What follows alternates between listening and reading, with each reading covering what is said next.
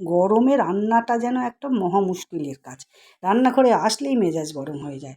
তো যাই হোক, আজকেও দুপুরবেলাতে সব খাবার দাবার বেড়ে নিয়েছি।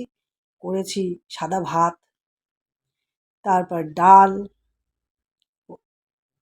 মাছের ঝোল, রায়তা। এই রায়তাটা দিয়েই তো শুধু খাওয়া হয়ে যায়, কী দরকার ভাত ডাল করা? কিন্তু না, হবে না, সব কিছুই করতে হবে। কচু শাক, কত কষ্ট গরমে 1 ঘন্টা ধরে ধরে কচু শাকের জল মেরে কচু শাক রান্না করা। কে আর শুনবে মনের দুঃখ? করতেই হবে। যাই হোক, ডাল আর ভাত শান্তি করে খেয়ে নাও না বাবা। তা না, হবে না। আমি তো হলে শুধু রায়তা খেয়েই দিন কাটিয়ে দিতাম।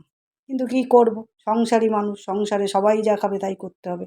ওই জন্য আবার মাছের ঝোল, ভাজা, আলু বরবটি ভাজা, বেগুন ভাজা, কী প্রতিদিন থালা সাজিয়ে, এই গরম হোক শীত গ্রীষ্ম বর্ষা মেয়েদের বোধহয় একই জীবন।